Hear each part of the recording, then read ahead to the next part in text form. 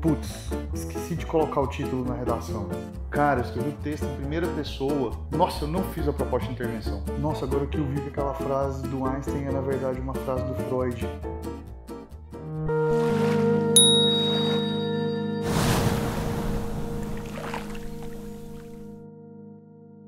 E aí, pessoal, beleza? Professor Guga Valente aqui com você mais uma vez no Brasil Escola. Hoje a gente vai comentar passo a passo os fatores que zeram a redação do Enem. Antes de começar essa aula, não se esquece de se inscrever aqui no canal e deixar o joinha caso você goste dessa aula e ela lhe seja útil. Muito bem, eu tenho certeza que passou pela cabeça da maior parte das mentes criadoras aí o medo de tirar zero na redação.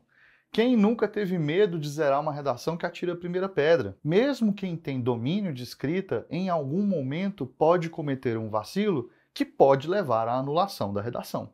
Então eu vou comentar com vocês hoje todos os tópicos que podem zerar a redação do Enem. Nós não podemos ignorar o fato de que 87 mil pessoas tiraram zero na redação em 2020.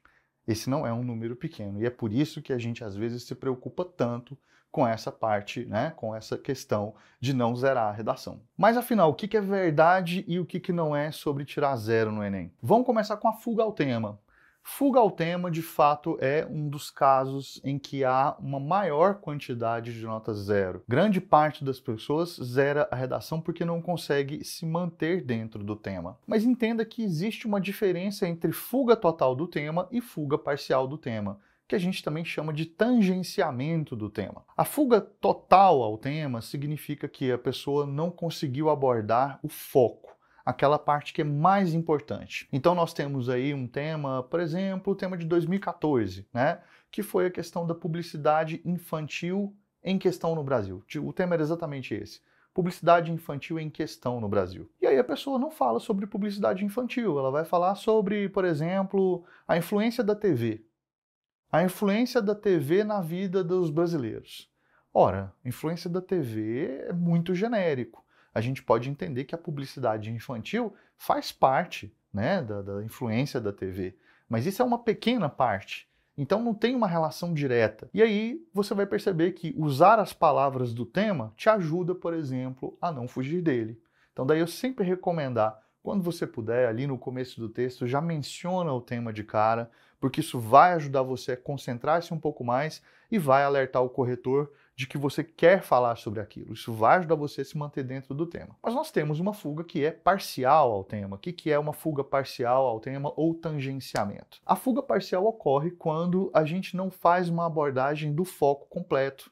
Então o tema é publicidade infantil em questão no Brasil e eu decido falar sobre publicidade. Eu vou falar ali da publicidade no Brasil, como é que ela torna as pessoas consumistas, como é que isso é um problema, porque tem gente às vezes que não tem dinheiro e acaba gastando com supérfluo por conta da publicidade, e tananã, isso vai de crianças a adultos, ó, mencionei crianças, hein? Mencionei crianças. Mas veja que o foco do texto não foi sobre a publicidade infantil, ou seja, a publicidade voltada para crianças, mas sim publicidade de um modo geral. Então aí a gente tem um tangenciamento. Nós temos aí um texto que fala sobre parte do foco do tema, mas que não fala sobre todo ele. E isso, meus amigos, tira muito ponto também. Você não chega a zerar a redação, mas você com certeza perde pelo menos a metade dos pontos que você teria ali em relação ao tema. Então daí a importância de se ater bastante às palavras que compõem o foco temático, porque é em cima delas que você vai desenvolver sua redação. Outra coisa que zera a redação é redação em branco.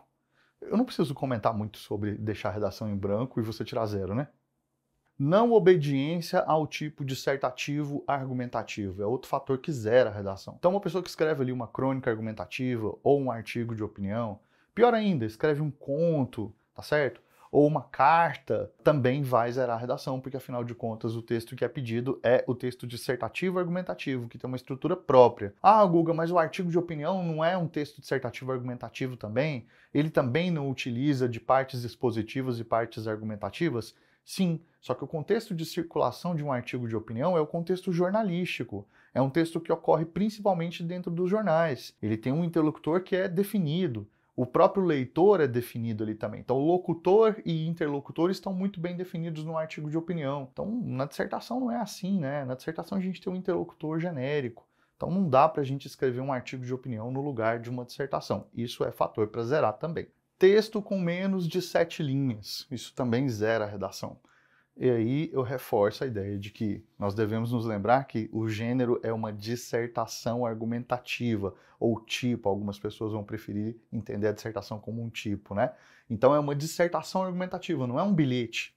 Então um texto de 7 linhas também, ou menos, né, vai zerar essa redação aí. Cópia de textos dali da proposta de redação, ou mesmo do caderno de questões.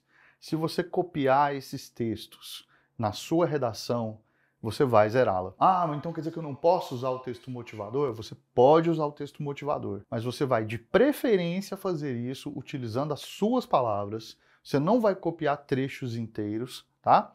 Você vai interpretar aqueles textos ali e de preferência trazer o seu extratexto, o seu repertório sociocultural, o que você sabe sobre aquele tema, além daquelas informações que estão dadas para você ali dentro da coletânea, tá bom? Então nada de copiar os textos dali. É claro que nem sempre, né, você vai poder copiar ali, por exemplo, um nome, uma frase curta, qualquer coisa nesse sentido assim, talvez não zere a sua redação. Mas por recomendação, não copia nada, tá certo? Não copia nada, escreve sempre com as suas palavras, porque aí você vai ter certeza de que você não vai zerar. Impropérios, desenhos e outras formas propositais de anulação da redação em qualquer parte da folha de redação.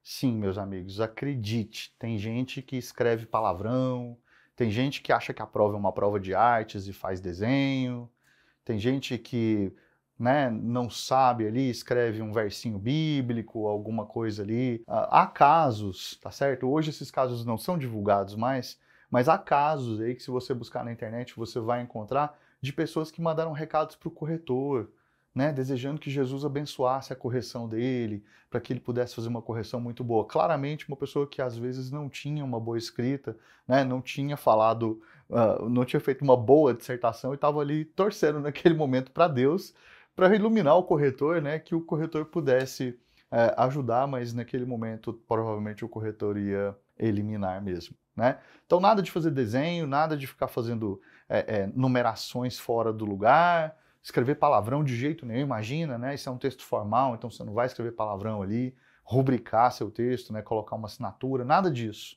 tá? Isso tudo vai gerar zero na sua redação. Números ou sinais gráficos na folha de redação sem que tenham função explícita para o texto. Então, se você ficar colocando números ali dentro do texto sem que eles estejam integrados propositalmente àquilo que você está dizendo, também vai ser entendido como um tipo de marcação. E qualquer marcação extra vai zerar sua redação também. Parte do texto deliberadamente diferente do tema. Como é que é isso, Guga? Isso não é uma fuga parcial? Quer dizer, a pessoa está ali falando sobre o assunto e aí de repente ela está falando sobre publicidade infantil e ela se empolga e faz um parágrafo inteiro sobre capitalismo e não fala mais sobre publicidade. Poxa, isso não é uma fuga parcial ao tema? Não é disso que a gente está falando. Nós estamos falando de pessoas que tentam descredibilizar o trabalho da banca do Enem, trabalho muito sério, trabalho muito doloroso, um trabalho muito difícil, e ficam zoando na hora daquele momento do texto, né? Então tem casos clássicos aqui no Brasil, como por exemplo naquele ano em que um estudante, num dado momento do texto, decide colocar uma receita de macarrão instantâneo. Sim, isso mesmo. No ano de 2012, o estudante, aquela pessoa que escreveu aquele texto, discute sobre a questão da migração para o Brasil no século XXI, que era o tema da redação, e num dado momento ela diz, agora para não ficar muito chato o meu texto, eu vou ensinar você a fazer uma receita de macarrão instantâneo, aquela marca famosa que vocês conhecem.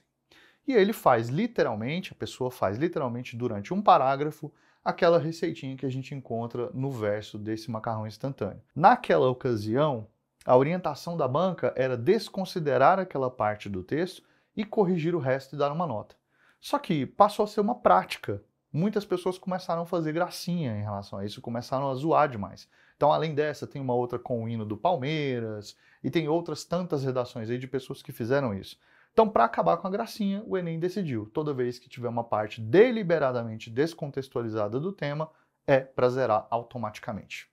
Então, eu já comentei aqui brevemente, mas vale a pena a gente reforçar. Então, assinatura, iniciais, rubrica, codinome, apelido, nada disso você vai escrever na folha de redação, nas linhas destinadas à redação.